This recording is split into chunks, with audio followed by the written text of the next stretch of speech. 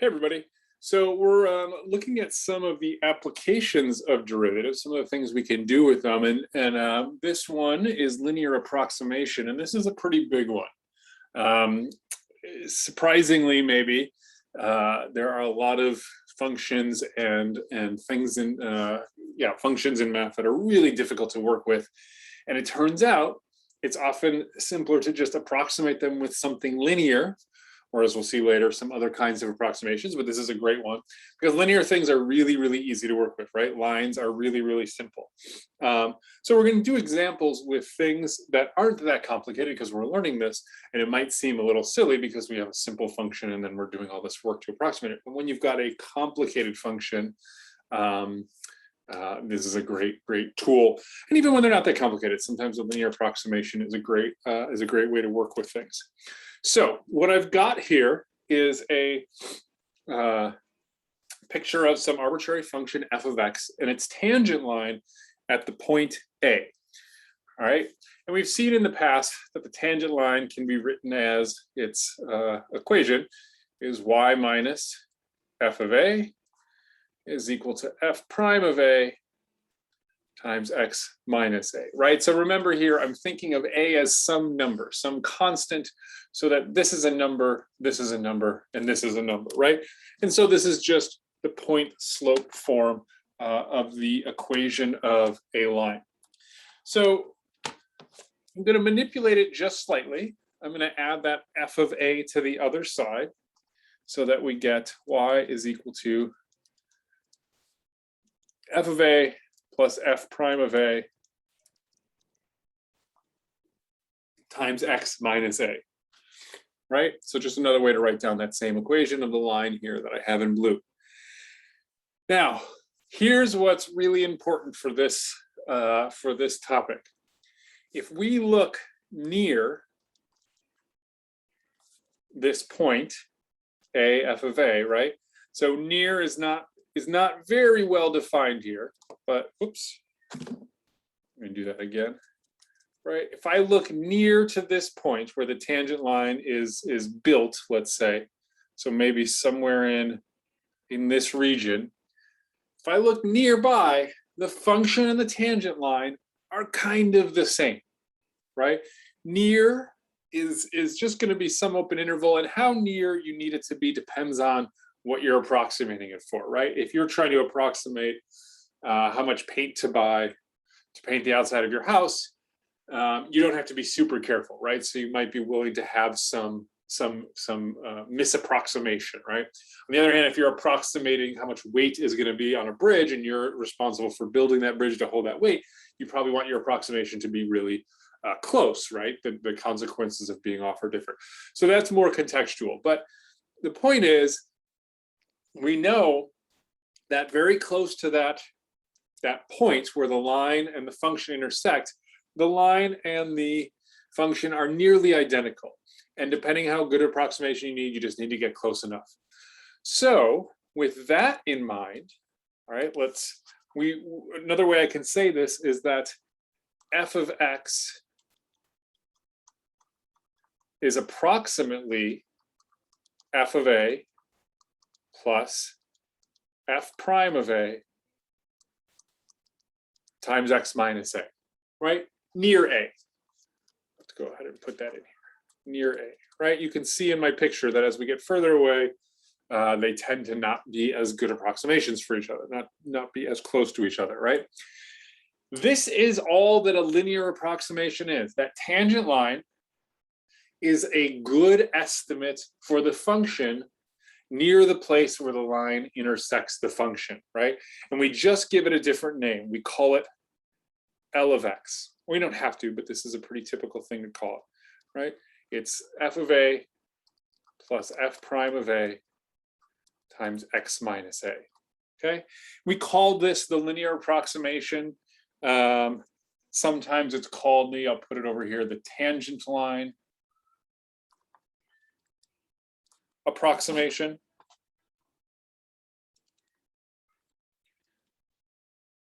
Or the linearization of f, right?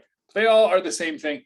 And really, they're just the tangent line that we've been talking about in so many videos with a new name and using it for a slightly different purpose, right? Before we were just finding it, and now we are using it, or we're going to use it to approximate the actual function. Before we get to some examples of that, though, let's add a little bit more meaning to this. So I want to look closely at this equation, this linearization, this linear approximation to f at a. So first of all, f of a, that's the y value that we start at, right? So let's put in an x-axis here, right? So just some arbitrary x-axis. F of a is going to be, or is, the value that we start at, right? This distance, that's the y coordinate. So that's the value we're sort of beginning our approximation at, okay? What is f prime of a? That's a slope, right? It's the derivative, but it gives us the slope of this tangent line, this linearization. A slope tells you how fast you're moving, right? In the following context, meaning usually we think of speed as miles per hour, meters per second, right? A distance per unit of time.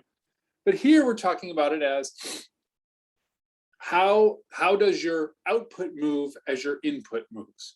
So if your slope is 2, a change in of 1 in the input will give you a change of 2 in the output. If your slope is -17, a change of 1 in the input will give you a change of -17 in the output. So in that sense, it's like a speed. How quickly does the output move as we change the input, right? So this is our beginning point. This is our speed, and we're multiplying it times. Well, if we're using this metaphor of speed, right, but instead of a distance versus for a given change in time, it's a distance in output for a given change of input.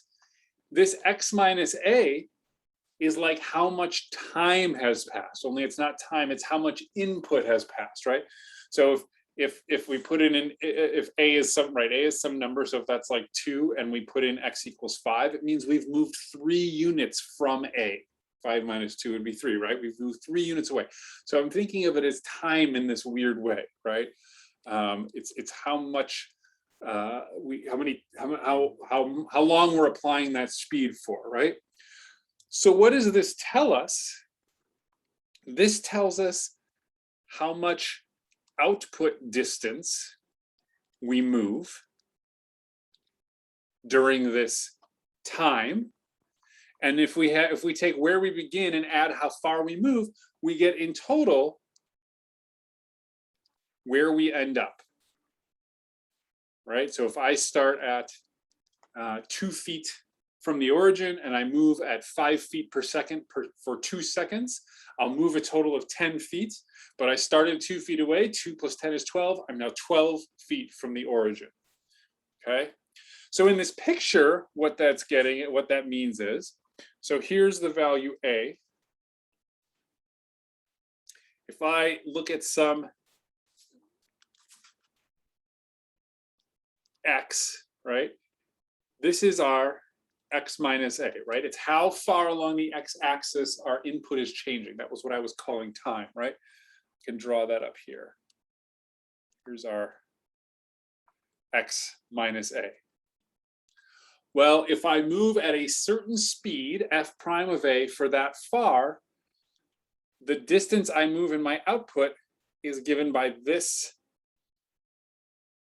change in height. This is my f prime of a times x minus a, right? That's the geometric interpretation of that distance, okay?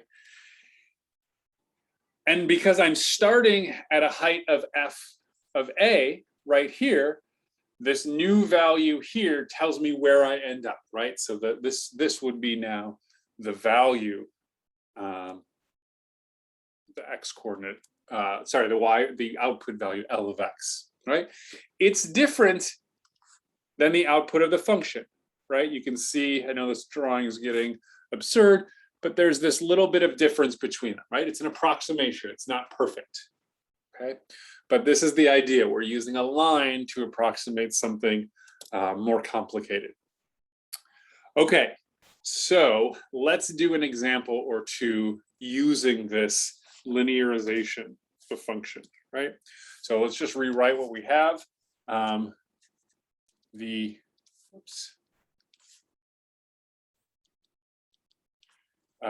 linear, let's say the linearization of f of x at x equals a is, just repeating what we have up there, L of x is equal to f of a plus f prime of a times x minus a, which is just the tangent line written in a slightly different form. Okay, so let's use this. Let's do this following example. We'll have f of x is equal to 0.25 x to the fourth. Let's find the linearization at x equals 1.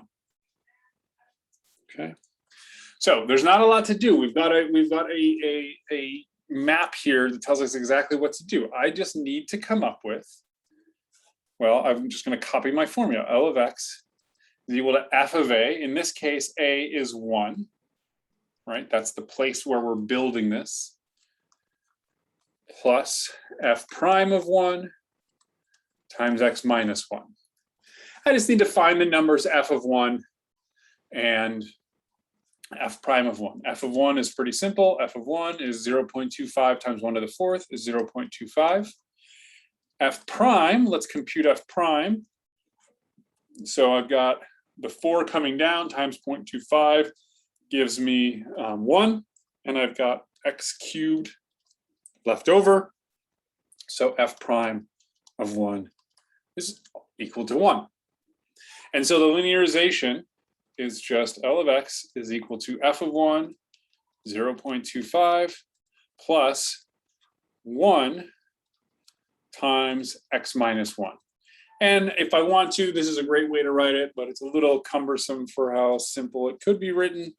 We can rewrite this as, by distributing that 1, we get an x, we've got a negative 1 and a 0.25, so minus 0.75. And there is our approximation to the function, right? The idea being L of x is approximately equal to f of x near 1, right? Or more explicitly, x minus 0.75 is approximately equal to 0.25 x to the fourth, right? Near x equals 1, right? Look at how much simpler that function on the left is versus the function on the right. X minus 0.75 is a linear function and about as simple as you can get, whereas, right, taking a power to the fourth, multiplying by 0.25 can get pretty complicated. Let's take a look at this graphically. Here's our function f of x, nice degree 4 power function, and we've got this 0.1, 0.25. Here is the linearization. This is the line that we found, right? And we notice near that point, they're very similar. In fact, let's put in, so what I've got here is just to demonstrate the difference between the function and the linearization, right? I've got points with the same x coordinates along both of them, and that vertical bar between them represents how different they are from each other. And if you look on the left-hand side, this tells me the relative error between them. In other words, this number tells you as a ratio what proportion of the actual value is the error, right? The numerator there is the absolute error between our approximation and the function, and the denominator just tells us then as a proportion of the actual value what it is. So in other words, when we're at 0.15 away from 1, that's how far I've gone, below 1, our approximation is off by is off by a proportion of 0.23. In other words, it's and the negative means it's about 23% smaller. But notice that as we get very close, near 1, so let's go to here we go, 0.015, our difference is now less than 1%, right? And so if you're interested in values that are that close, this would be a really good approximation, right? If we get even closer, you can see those percentages, oops, right, drops dramatically, 0.000006, and then some other stuff, right? And that's the idea of the approximation, okay? Let's do one more example. So let's use this to do something. Let's approximate the square root of 63 with linear approximation.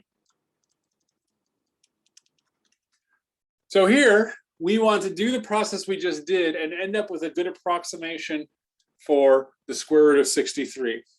So the idea is, if we look at the function f of x equals the square root of x, we can evaluate this function very easily at 64, right? We know the square root of 64, and 63 is near there.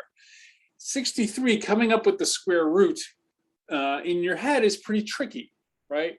I can say it's less than 8, and it's pretty close to 8, but it'd be tricky to know exactly how close, or even reasonably how close it is. However, with linear approximation, so let's take f of x and we're going to find the linear approximation at 64.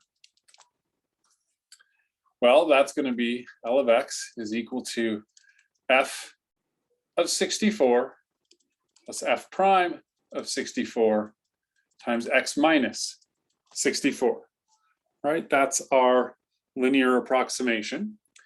Let's compute these. F of 64 is the square root of 64, or 8. F prime of x, remember this is x to the 1/2 power, so we'll get 1/2 x to the negative 1/2. Excuse me. And then we'll look at f prime of 64 is going to be 1/2 64 to the negative 1/2, which is going to be 1/2 times 1/8, or 1/16. And so now we've got all the pieces we need. The linearization is equal to 8 f of 64 plus f prime of 64, 1/16 x minus 64.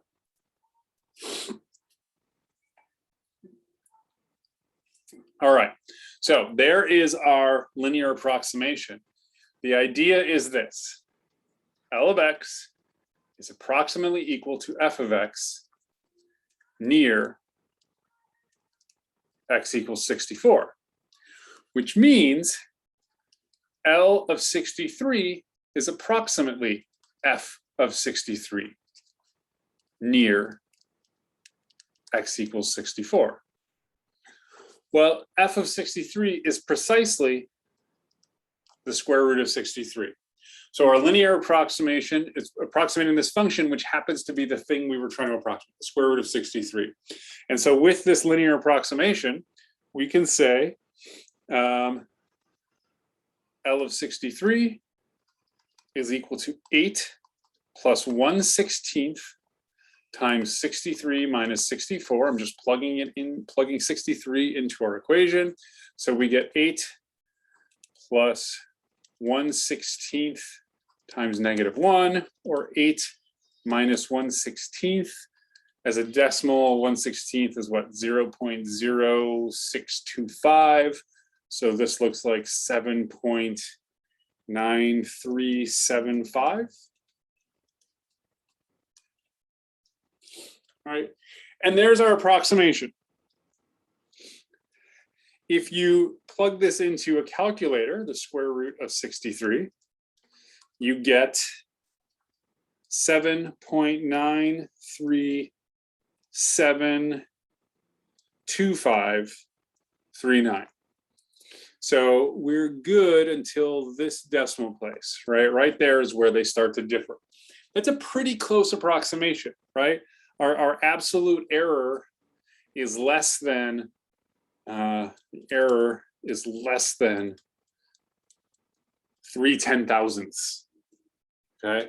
So that's a pretty small amount of error on this approximation, right? And so if you were trying to do this, if you were measuring something, if you needed this for some reason and you had to be within a tenth, here's an approximation that does you much better than that, right? You get well within a tenth on this. And in fact, something akin to this is how a computer does do a square root, right? A computer doesn't have all the square roots memorized. It does some kind of approximation. It's not doing a linear one. There are more complicated ones that we'll get to in later courses and later videos. But this idea of an approximation is how we do a lot of what we do, because computers can add and multiply very easily. Taking square roots is not something they can do so simply, but they can approximate them very well. Let's finish up by just glancing at what this looks like. Here is, let's put in the point, 64.8. So there's where we made our linear approximation. The blue function is that square root function. The red one is the line that we came up with. And we see as I zoom in, they're nearly indistinguishable, right? And so what we actually did, let's look at the line x equals 63. The red dotted line, this is the output we got, and this is the output the computer got, right? And so here we get a difference at the third decimal place only because they're rounding to 3 decimal places. We know that we did a little bit better. Here again, I have this percentage error. So we've got something less than a percent, less than a tenth of a percent, less than 100th of a percent, right? It's a very small amount of error between them. This difference between them on this green line, this represents the error, and we're on a very small scale. If you look at our scale over here, 7.937 is down here on the left. 7.938 is up there, right? We're moving up very slowly, and that little portion of it represents the entire error in this linear approximation, which goes back to an idea that we talked about in the beginning of working on derivatives. The tangent line is this line that looks most like the function near that point. And so we can use it to approximate the function. Okay, that's it for this one. Thanks, everybody. I will see you next time.